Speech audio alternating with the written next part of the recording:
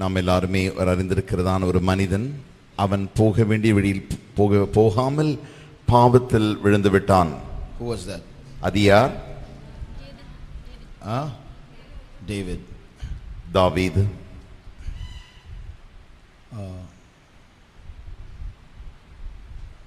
He was called to fight battles. அவன் யுத்தம் செய்யும்படியாகவே அழைக்கப்பட்டவன். He was anointed to fight battles.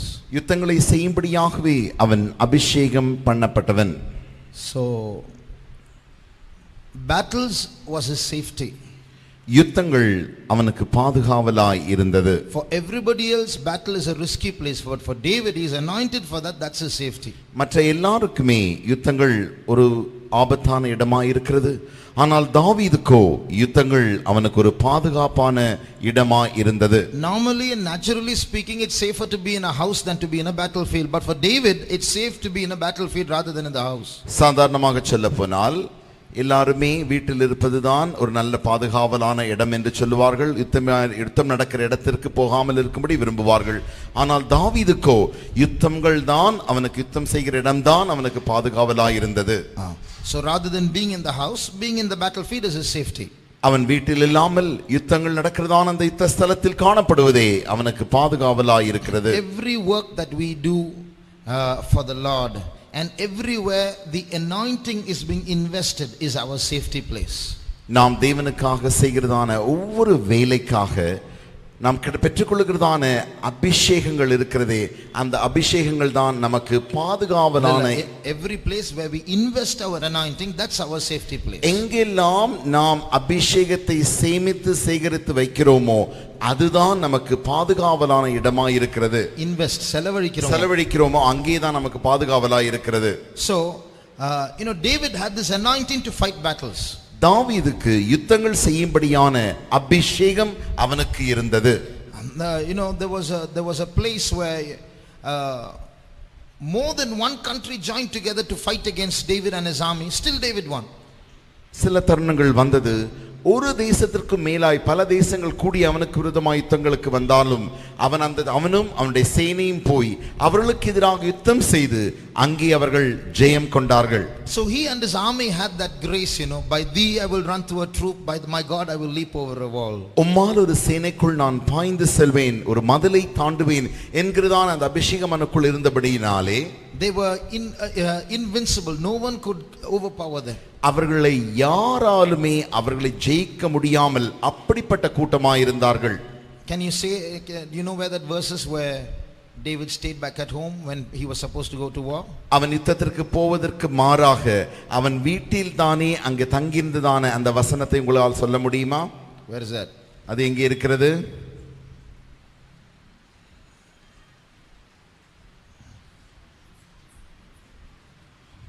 Philippians 2 Samuel 11:1. 2 Samuel 11ஆம் அதிகாரம் 1ஆம் வசனம். But before that itself David started getting lazy. ஆனால் அதற்கு முன்பாகவே அவன் சோம்பேறியாக ஆரம்பித்து விட்டான். Read 2 Samuel 10:7.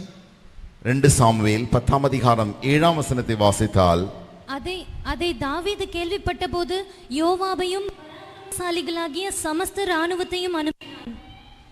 So here we see, here itself he started staying at home. இங்கே தானே அவன் வீட்டில் தங்க ஆரம்பித்து விட்டான். So this trial didn't come the first time. ஆனாலே அவனுக்கு அந்த சோதனையானது முதல் முறையாக இங்கே வரவில்லை. When the Ammonites and the Syrians are getting together and coming to fight against Israel, the king is sending Joab and saying, you fight, I'll be at home. அம்மோனியரும் மோவாபியரும் சீரியர்களும் இவனுக்கு விரோதமாக யுத்தம் செய்ய வந்த பொழுது அதை அவன் கேள்விப்பட்டு அவன் உடனடியாக யோவாபை அனுப்பி விடுகிறான். So the laziness started in this situation itself. இந்த சூழ்நிலையில் இந்த சம்பவத்தில் இருந்தே அவனுக்கு அந்த சோம்பேறித்தனம் ஆரம்பித்து விட்டது. And now in 11:1 something wrong happens. இப்பொழுது 2 சாமுவேல் 11ஆம் அதிகாரம் 1ஆம் வசனத்தில் தவறான காரியங்களை நடந்து விடுகிறது. So where our anointing is being invested, for which place God is anointing us, in that area we should be very busy. ஆகினாலே தேவன் நமக்கு எந்த இடத்திற்காக அபிஷேகத்தை தந்திருக்கிறாரோ அந்த அபிஷேகத்தை நாம் அங்கே செலவழிக்க வேண்டும். If God has anointed you to pray, then whenever you get a chance, pray. தேவன் நம்மை ஜெபத்திற்காக அபிஷேகித்திருப்பாரே ஆகில் எப்பொழுதெல்லாம் நமக்கு தருணம் கிடைக்கிறதோ அப்பொழுதெல்லாம் நாம் ஜெபிக்கிறவர்களாய் இருக்க வேண்டும். If God has anointed you for soul winning, when you get a free time, go and win souls. தேவன் உங்களை ஆத்தும ஆதாயத்திற்கென்று அபிஷேகம் செய்திருப்பாரே ஆகில் உங்களுக்கு கிடைக்கும் தருணத்திலெல்லாம் நீங்கள் போய் ஆத்துமாக்களை ஆதாயம் செய்ய வேண்டும். Not at the expense of losing your personal contact with God and your prayer life. இந்த காரியத்தை உங்களுடைய ஜெபத்திற்கு செலவழிக்கிறதான அந்த நேரத்தையோ அல்லது தனிப்பட்ட தேவனோடு இருக்கிற அந்த உறவையோ அதை நீங்கள் வைத்துவிட்டு அதற்கு மாறாய் இப்படி செய்யக்கூடாது. But in your workplace, whenever you get the chance, pounce on the opportunities, because you can invest your anointing to win souls and to do the battle of the Lord. வேலை ஸ்தலத்திலே உங்களுக்கு இப்படி தருணம் கிடைக்கும் பொழுது அதை நீங்கள் ஓங்கி போய் பிடித்துக் கொள்ள வேண்டும். ஏனென்றால் அந்த காரியத்திலே தேவன் உங்களை அபிஷேகம் செய்திருக்கிறபடியினால் உங்களுடைய அபிஷேகத்தை நீங்கள் அங்கே செலவழிக்க வேண்டும். So when David committed this sin, தாவீது பாவம் செய்த பொழுது Nathan the prophet came to him. அவனுக்கு ஒரு தீர்க்கதரிசி வருகிறார்கள். நாதான் வந்து அவனிடத்தில் பார்க்கிறான். And he told a parable to David. அங்கே தாவீதுக்கு அவன் வந்து ஒரு உவமையை சொல்லுகிறான். He said there were two men. இரண்டு மனிதர்கள் இருந்தார்கள். One man had only one sheep, the other man had plenty of sheep. ஒரு மனிதனுக்கு ஒரு ஆடு இருந்தது, மற்ற மனிதனுக்கோ பல ஆடுகள் இருந்தது. One day a traveler came to the house. ஒரு நாள் ஒரு வழிப்போக்கன் வீட்டிற்கு வந்து, and to the rich man's house. இந்த ஐஸ்வர்யவான் வீட்டிற்கு வந்து, and this rich man, he went to the poor man's house and took that one sheep and dressed it for this traveler.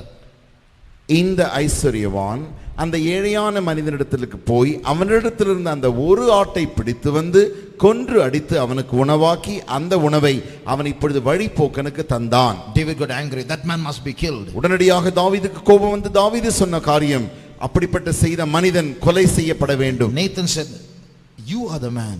அப்பொழுது நாத்தான் சொன்னான், நீயே அந்த மனிதனாய் இருக்கிறாய். Whole nation is yours. இந்த முழு தேசமும் உன்னுடையதாய் இருக்கிறது. You already have so many wives. உனக்கு ஏற்கனவே பல மனைவிகள் உண்டு. But this Uriah the Hittite has one wife. இந்த உரியாவிற்கு ஒரு மனைவி மாத்திரமே இருக்கிறாள். And when the traveler came, you dressed that one sheep for the traveler. அந்த வழிப்போக்கன் வந்த பொழுது அந்த ஒரு ஆட்டை நீ இப்பொழுது கொன்று போட்டு அதை சமைத்திருக்கிறாய். What is the traveler? வழிப்போக்கன் யார்? It is lust. அது இச்சை. Lust can come anytime. இச்சையானது எப்பொழுது வேண்டுமானாலும் வரலாம். It won't come only when you are watching a movie or only when you are traveling. It can come when you are lying down and thinking of something. அது நீங்கள் ஒரு cinema படத்தை பார்க்கும் பொழுதோ அல்லது நீங்கள் யோசித்துக் கொண்டிருக்கும் பொழுது அப்படித்தான் வர வேண்டும் என்று அல்ல, அது எப்பொழுது வேண்டுமானாலும் உங்களுக்கு அந்த மனதில் வரலாம். But David committed adultery to dress, so to satiate his lust. அவனுடைய இச்சையை போக்கும்படியாக தாவீது இங்கே விபச்சாரம் செய்து விடுகிறான். Actually, he should not have been in his house when the traveler came to his house. இந்த வழிப்போக்கன் வந்த பொழுது சரியாக சொல்ல போனால் அவன் அங்கே வீட்டிலே இருந்திருக்க கூடாது. In other words, if he was busy in the battlefield, he wouldn't have seen the traveler. மற்ற வார்த்தைகளில் சொல்ல போனால் அவன் யுத்த களத்திலே இருந்திருப்பானே ஆகில் இந்த வழிப்போக்கனை அவனால் சந்தித்திருக்கவே முடியாது. Sometimes when someone whom we don't like calls up, we will give the phone to someone and says, tell him I'm gone out. சில முறை நமக்கு தொலைபேசி வரும், நமக்கு பிடிக்காதவர்கள் தொலைபேசி செய்தால் பக்கத்தில் இடத்தில் கொடுத்து நான் இங்கே இல்லை வெளியே போய்விட்டேன் என்று சொல்லுங்கள் என்று சொல்லுவோம். So like that, if David was out when the traveler came, அதே வண்ணமாக இந்த வழிப்போக்கன் வரும்பொழுது தாவீது வெளியே இருந்திருப்பானே ஆகில் this wouldn't have happened. இந்த காரியம் நடந்திருக்காது. So our rest, our safety is in the battlefield. ஆகையினாலே நம்முடைய சமாதானம் நம்முடைய பாதுகாப்பானது யுத்த களத்தில் தான் நமக்கு இருக்கிறது. Now in this particular context, இந்த சம்பவத்தை நாம் வைத்து பார்க்கும் பொழுது, if you read 2 Samuel chapter 11, 2 Samuel 11ஆம் அதிகாரத்தை நீங்கள் வாசிக்கும் பொழுது, who was David or who was Joab fighting, who was Israel fighting with? இங்கே இஸ்ரவேலர்களும் யோவாபும் யாரோடு கூட சண்டையிட்டுக் கொண்டிருக்கிறார்கள்? With whom? With whom is the war? யாருக்கு எதிராக அவர்கள் இப்போது யுத்தம் செய்கிறார்கள்?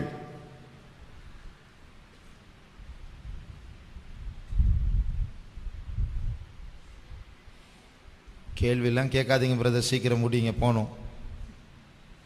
அப்படியா? With whom? Anyone on the boys side? With whom? With the Ammonites. Ammon புத்திரருக்கு விரோதமாக அவர்கள் யுத்தம் செய்ய வேண்டும். What are these Ammonites a type of? இந்த அம்மோன் புத்திரர் எப்படிப்பட்டவர்களாக இருக்கிறார்கள்? The Ammonite spirit is a teasing spirit. அம்மோனியருடைய ஆவியானது மற்றவர்களை கேளிக்கை உண்டாக்குகிற ஆவியாக இருக்கிறது. That is, it's not simply teasing, it is deriding and making the person lose his reputation and stink before everyone. அது சாதாரண கேளிக்கையின் ஆவி அல்ல. ஒரு மனிதனை முற்றிலுமாக தன்னுடைய தன்னம்பிக்கை இழந்து மறைந்து அவன் ஓடி போய் விழுந்து கொள்கிற அந்த அளவிற்கு அந்த கேளிக்கையின் ஆவியாக இருக்கிறது. It makes his name stink before others. மற்றவர்களுக்கு முன்பாக தன் பெயர் நாறி போகிற அளவிற்கு செய்கிறதான அது ஆவியாக இருக்கிறது. So this Ammonite spirit will create situation where the victim is made fun of by others. That teasing spirit. அம்மோனியர்கள் என்ன செய்வார்கள் என்றால், மற்றவர்களுக்கு முன்பாக அவன் கேளிக்கை செய்யப்படக்கூடிய அளவிற்கு அப்படிப்பட்ட சூழ்நிலையை உண்டாக்கி மற்றவர்களால் அவன் கேலி செய்யப்படக்கூடிய அந்த நிலவரத்திற்கு தள்ளுவார்கள். அதுதான் அம்மோனியரின் ஆவி. I'll give you an example. ஒரு உதாரணம் தருகிறேன். In Saul's days, Nahash the Ammonite came up against Israel, or in particular Jabesh Gilead. சவுலின் நாட்களில் நாம் பார்க்கும் பொழுது கிலேயாத்திலிருந்து யாபேஸ் என்கிறதான ஊராருக்கு விரோதமாக நாகாஸ் என்னும் அம்மோனியன் எழும்பினான். நாகாஸ் என்னும் அம்மோனியர் எழும்பினான். So these men of Jabesh said, please make peace with us.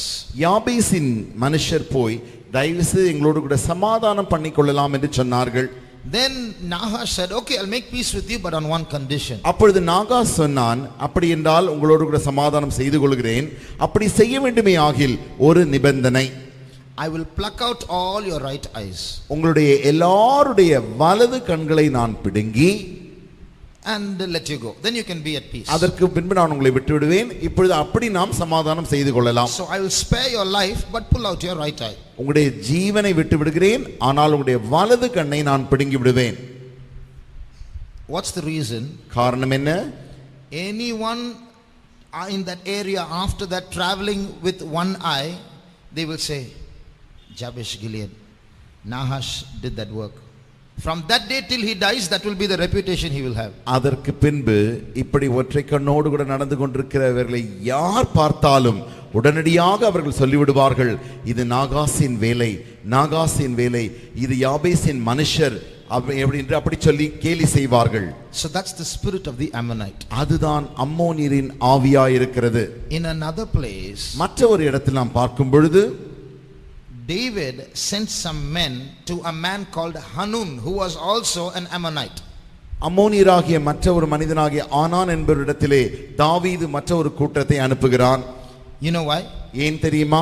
Because Hanun's father was friendly with David when David was not king. தாவீது ராஜாவாக ஆவதற்கு முன்பாகவே இந்த ஆனானின் தந்தையானவன் அவனுக்கு சிநேகிதனாயிருந்தான். And so David sent presents to his son Hanun.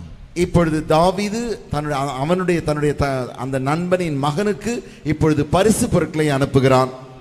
Then Hanun's friends said, இப்பொழுது ஆனானினுடைய நண்பர்கள் சொல்லுகிறார்கள், don't believe all this friendship, he's not sending presents, he's come to spy the land.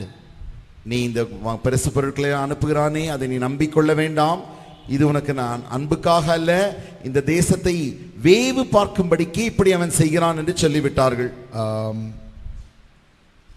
Read 2 Samuel chapter 10.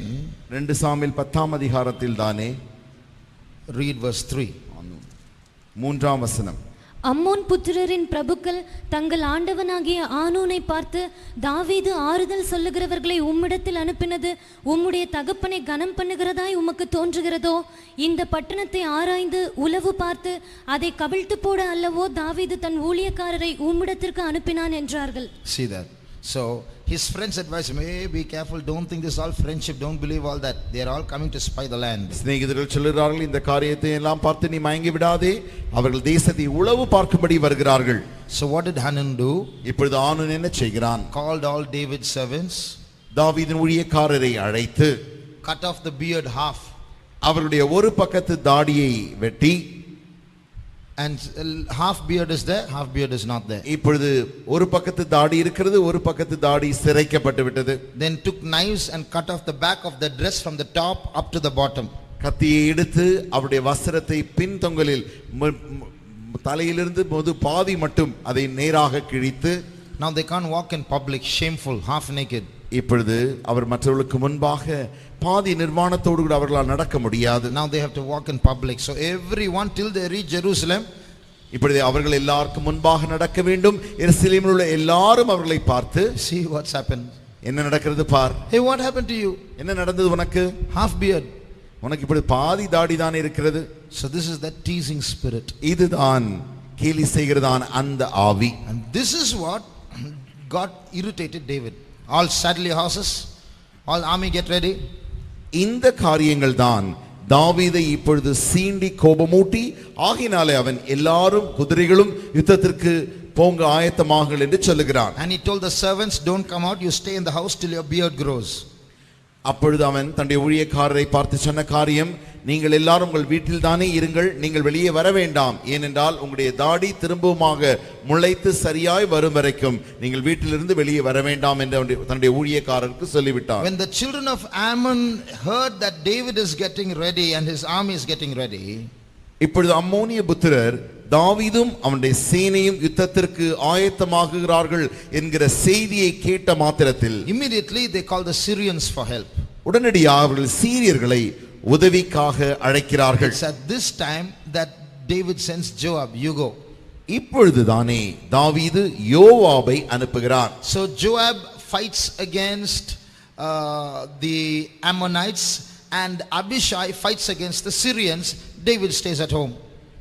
யோவாபானவன் அம்மோனிய புத்திரரோடு யுத்தம் செய்கிறான். And அபிசாயி சீரியருக்கு விரோதமாக யுத்தம் செய்கிறான். So then Joab and Abishai speak to each other. Joab says, if I'm losing, you come and help me. If you lose, I'll come and help you. இப்பொழுது யோவாபும் அபிசாயும் பேசிக்கொள்கிறார்கள்.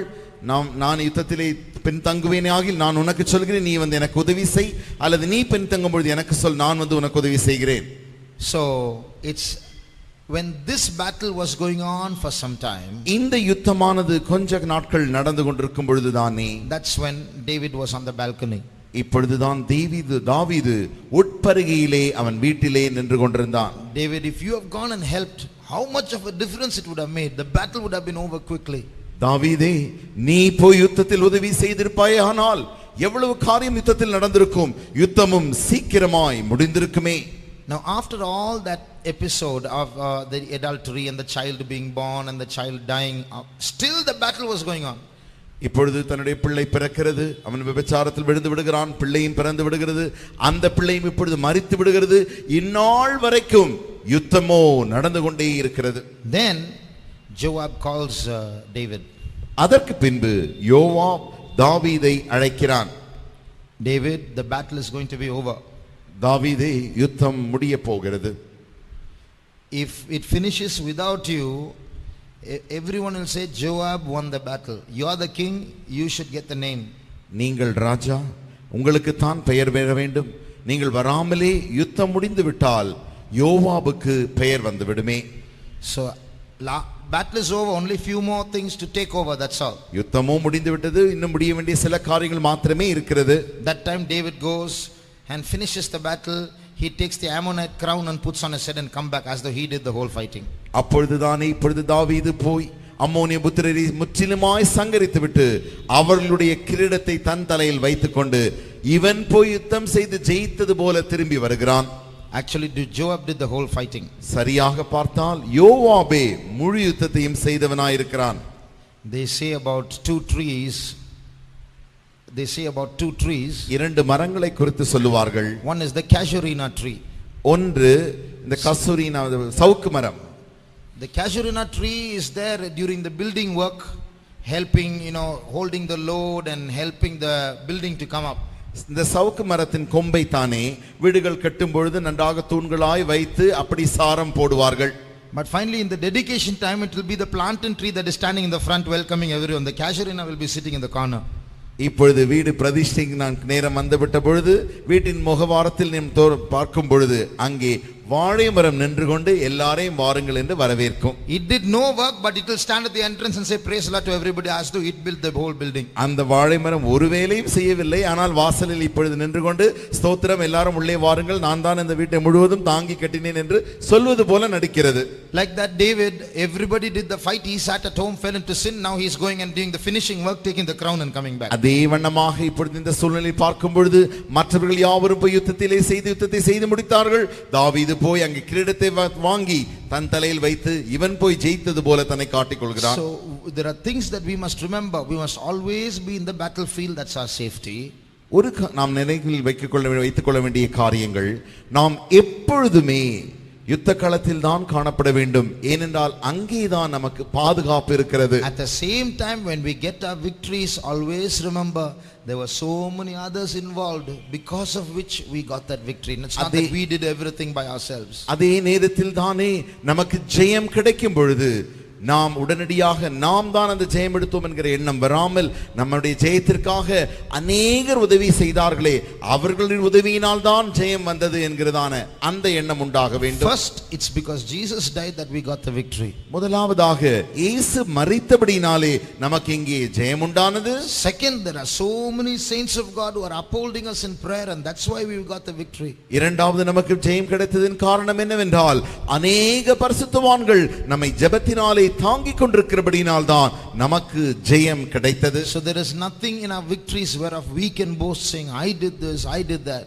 ஆகையினாலே நாம் கிடைக்கிறதான அந்த ஜெயத்திலே நம்மை நாமே மெச்சிக்கொள்ள பெருமை பாராட்டிக் கொள்ள நமக்கு ஒன்றுமே கிடையாது. So God has given us a fellowship where we are fighting for each other and upholding each other. தேவன் நமக்கு ஐக்கியத்தை தந்திருக்கிறார். அதன் மூலமாக நாம் ஒருவருக்கொருவராய் நாம் யுத்தம் அவர்களுக்கு பரிந்து பேசி யுத்தம் செய்கிறோம். Shall we close our eyes? நம்முடைய கண்களை மூடுவோமா?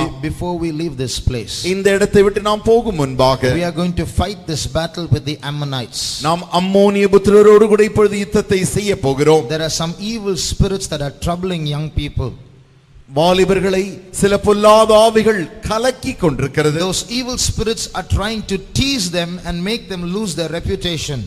அந்த பொல்லாத ஆவிகள் இந்த வாலிபர்களை நன்றாக கேலி செய்து அவருடைய பெயரையே கெட்டுப்போக பண்ணுகிறது. It wants to make them a public spectacle and wants everybody to laugh at them. அவர்களை முழு மனிதர்களுக்கு முன்பாக நிறுத்தி வைத்து அவர்களுக்கு முன்பாக ஒரு கேலி பொருளாக்கி அவர்களை பார்த்து மற்ற யாவரும் சிரிக்க வைக்கும்படி அது செய்கிறது. You look at Uriah.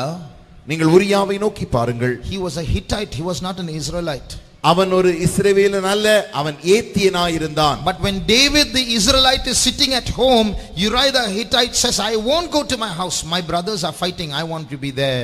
இந்த தாவீது இஸ்ரவேலனாகிய தாவீது வீட்டிலே உட்கார்ந்து கொண்டிருக்கிறான். ஆனால் அந்த ஏத்தியனாகிய உரியா சொல்லுகிறான், என் சகோதரர்கள் யுத்தம் செய்யும் பொழுது நான் வீட்டிற்கு போக மாட்டேன் என்று அவன் அப்படி சொல்லுகிறானே. So now if we want to be safe, இப்பொழுது நாம் பாதுகாவலாய் இருக்க விரும்பினால் let's go to the battlefield. நாம் யுத்த களத்திற்கு போவோமாக. Some brother, some sister is in trouble.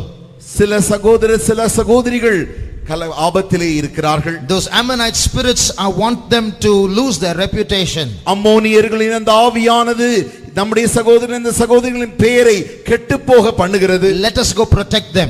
நாம் போய் அவர்களை பாதுகாப்போம். But when they get the victory, remember it is Jesus and our prayer that has helped them.